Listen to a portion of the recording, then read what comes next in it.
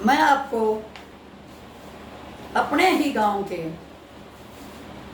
जो हमारी दादी बताती थी, एक ऐसा किस्सा सुनाना चाहती हूँ जो बहुत पुराना है। तेजा भगत का, जो बचपन से ही भक्ति भाव रखता था तथा भक्ति में लीन रहता था। यदि ये कहानी भी, ये किस्सा भी आपको पसंद आए तो कृपा करके लाइक और सब्सक्राइब अवश्य कीजिए। हमारे गांव के अंदर, जैसा कि मेरी दादी हमें जब भी फुर्सत होती थी, रात को सोते थे तो कहानी के रूप में बताती थी, वही दादी के द्वारा बताया हुआ किस्सा मैं आपको बता रही हूँ। क्योंकि आज मैं खुद दादी हूँ तो मुझे महसूस होता है कि हमारी दादी इतना काम होने के बावजूद भी हमारे लिए कैसे समय निकालती थी और कैसे हमें कहानियाँ तथा अपने गांव की घटनाएं विस्तार में बताया करती थी।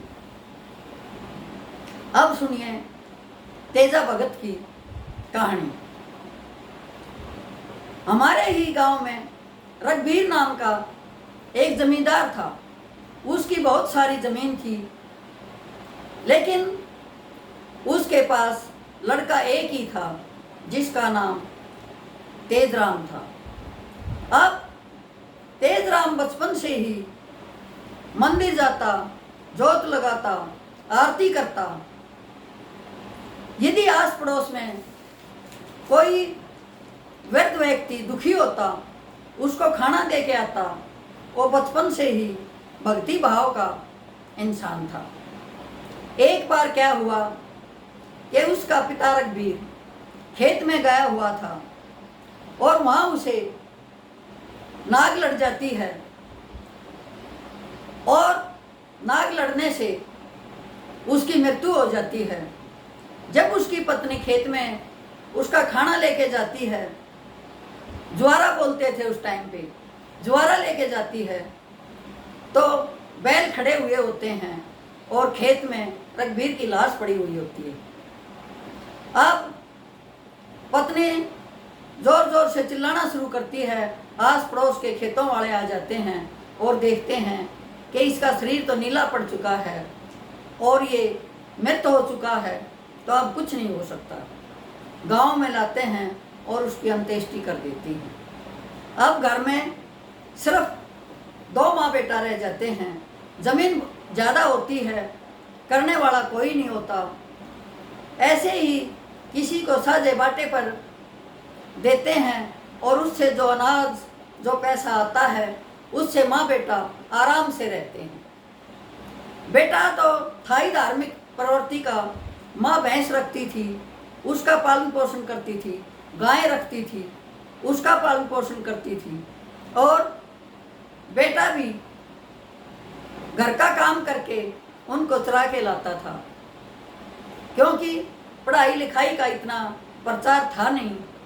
और तेजा तो या तो भक्ति करता था या घर का काम करता था और कहीं उसका ध्यान था ही नहीं। जैसे तैसे करके तेजा 16 साल का हो गया और माँ खुश हो गई कि मेरा बच्चा जवान हो गया। अब तेजा के रिश्ते आने लगे, क्योंकि ज़मीन ज़्यादा थी।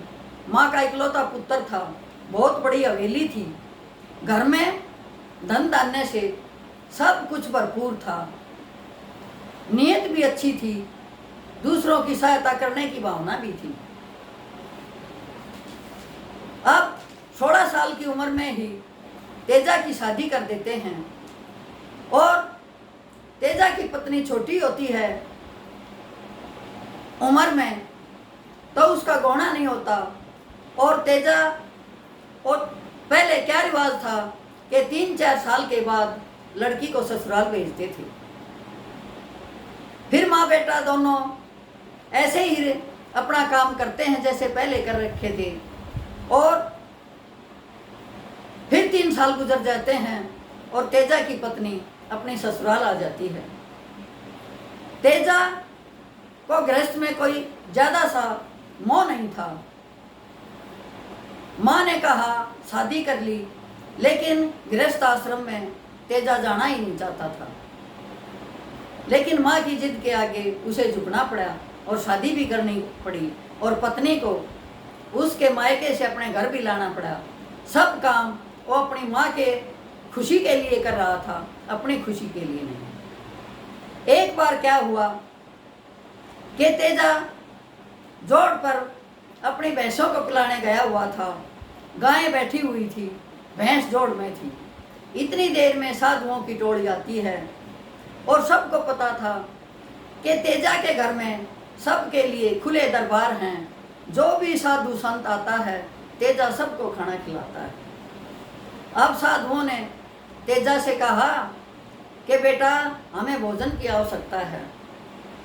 अब तेजा ने कहा रुको महाराज, मैं अभी अपनी माँ से खाना बनवा के लेके आता हूँ। साधुओं ने कहा बेटा यहाँ हम नहीं बैठेंगे, हमारे वहाँ बाबा टूटा की समाध है। बोले हम बाबा टूटा के वहाँ जाके बैठेंगे और वहीं तू हमारा खाना लेके आ जाना, वहीं खाएंगे। अब तेजा ने हाँ कर ली कि आप जाओ और मैं जो है ना आपका खाना वहीं लेके आऊँगा। अब तेजा अपने पशुओं को लेके घर आता है और माँ को कहता है कि माँ 4-5 साधु हैं, उनके लिए खाना बनाओ, मैं बाबा टूटा के ऊपर खाना लेके जाऊंगा। अब पहले गैस वगैरह तो थी नहीं, सभी काम चूल्हे पे और हारे पे करने पड़ते थे। माँ ने हारा लगाया, एक हारे पे खीर रखी, एक पे दाल रखी, आटा लगाया और चूल्हे पे रोटी बनाने लगी। अब रोटियां बनाई, हलवा बनाया, हारे पर खीर बनाई, दाल बनाई, उसमें समय तो लगना ही था।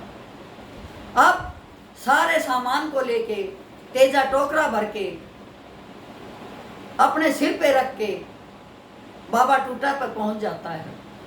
लेकिन साधु ज़्यादा समय होने की वजह से इंतज़ार करके चले जाते हैं। उन्हें कोई दूसरा भगत जो दूसरे गांव से था दुबर्धन गांव में ले जाता है कि चलो आज साधुओं मेरे यहाँ खाना खाओ। तेजा तो पता नहीं कहाँ रह गया, पता नहीं उसकी माँ घर पे थी या नहीं थी। तेजा पता नहीं कब आएगा, चलो आप हमारे यहाँ खाना खाओ। साधु तेजा का इंतज़ार करके चले जाते हैं। तेजा खाना लेके पहुँचता है तो वहाँ कोई नहीं मिलता। अब वो आड़ी पाड़ियों को बुलाता है और पूछता है कि साधु कहाँ चले गए।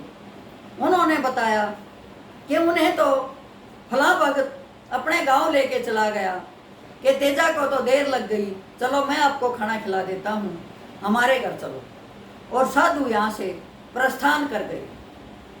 अब तेजा के दिमाग में इतना मलाल हुआ और अपने आप पे गुस्सा भी आया कि साधुओं के कहने के अनुसार मैं उनको भोजन भी नहीं करवा सका, मेरा क्या जीना है, मर जाना ही अच्छा है। उसने आवाज़ लगाई, सभी हाड़ी पाड़ियों को बुलाया और सबको भोजन खिला दिया कि तुम सब भोजन खाओ, मैं देखता हूँ कि साधु कहाँ तक गए हैं। अब वो भागता है दुबर्धन गांव की तरफ। बीच में बाकरे की बनी पड़ती है। वहाँ जाकर पता नहीं उसके मन में क्या आया, या किसी ने जमीन जायदाद की वजह से दुर्घटना हुई, इसे कोई नहीं जानता। लेकिन तेजा का उसी की चद्दर के द्वारा फंदा बना के जाल के पेड़ पर लटका दिया गया, या वो खुद लटक गया और तेजा की मृत्यु फांसी लगने से हो गई। अब कोई बाकरे का ब्राह्मण उधर से गुजर रहा था, उसने देखा कि कोई बंदा, कोई इंसान जाल पर लटका हुआ है। उसने आके देखा तो ये तो कोई जवान लड़का है। अब उसने गांव में आके बताया तो तेजा को तो 2 दिन से वैसे ही लोग ढूंढ रहे थे, लेकिन किसी ने भी उस बनी में जाके नहीं देखा कि तेजा ने यहीं के प्राण दिए हैं। अब ब्राह्मण के बताने के बाद तेजा की लाश लेके आते हैं और अंत्येष्टि कर देते हैं। अब माँ बिलख बिलख कर रोती है, क्योंकि उसका तो सत्यानाश हो जाता है। उसके पास तो एक ही बेटा था, वही चला गया तो उसके जीवन में कुछ नहीं रहा। वो खुद बताती है कि और तो कहते हैं ना कि दुख पड़ जाए तो मैं मर जाऊं, लेकिन मरना भी इतना आसान नहीं है। तेजा की माँ खेत में जाती है और कहती है, हे भगवान, यदि नाग आ जाए और मुझे डस जाए तो मैं भी तेजा के पास चली जाऊं और इस दुनिया से मुक्त हो जाऊं। अपने आप बताती है कि नाग निकल के आती है और मेरे सामने बैठ जाती है, लेकिन मेरी इतनी हिम्मत नहीं होती कि मैं उसे अपने हाथों से पकड़ लूं। नाग को मैं डली मारती हूँ, मिट्टी की डली उठा के मारती हूँ और नाग चली जाती है। थोड़ी देर के बाद फिर रोती हूँ, चिल्लाती हूँ, फिर कहती हूँ, हे भगवान, अब की बार नाग को भेज। मैं जरूर उससे प्रार्थना करूँगी कि वो मुझे डस ले। यदि नहीं डसेगी तो मुझे हाथ से पकड़ूंगी ताकि वो मुझे डस ले। परमात्मा की भावी फिर नाग आ जाती है, लेकिन तेजा की माँ के द्वारा बताया हुआ वाक्य है, कहती है कि दोबारा भी नाग आती है और मेरी हिम्मत नहीं पड़ती कि मैं अपनी मौत को अपने आप अपने हाथों से बुला सकूं और मैं फिर डर जाती हूँ। तो ऐ दुनिया वालों, कोई कितने भी कष्ट में हो, कितने भी दुख में हो, लेकिन मौत जब आती है तो हर इंसान पीछे हट जाता है, चाहे वो कितना भी दुखी है। लेकिन दुनिया से जाना इतना आसान नहीं है। तेजा की माँ घर आ जाती है, उसकी पत्नी भी काम करती है, दोनों सास बहू रहते हैं, उनका और कोई नहीं होता। वो भी, तेजा की पत्नी जवान थी, उसे हिस्टीरिया की बीमारी हो जाती है, हिचकियाँ लगती हैं, बीमार हो जाती है। लोग कहते हैं कि इसको तो ओपरा पराया हो गया, भूत वगैरह आ गए। एक दिन क्या होता है कि दोपहर के समय वो खेत से आती है वापस, बरोटा लेकर आती है ज्वार का, क्योंकि पशु तो उसके दोनों सास बहुओं ने रखे हुए थे, उनके लिए चारा लेके बहू आती है। दोपहर का समय होता है, पानी पी के लेट जाती है, कहती है, माँ खाना मैं अपने आप खा लूँगी, आप बाहर जाके लुगाइयों में बैठ जाइए, आपका मन बहल जाएगा, मैं आराम कर लेती हूँ। और नहा धो के आराम करती है, लेकिन उसे ऐसा दौरा पड़ता है कि उसकी मृत्यु हो जाती है।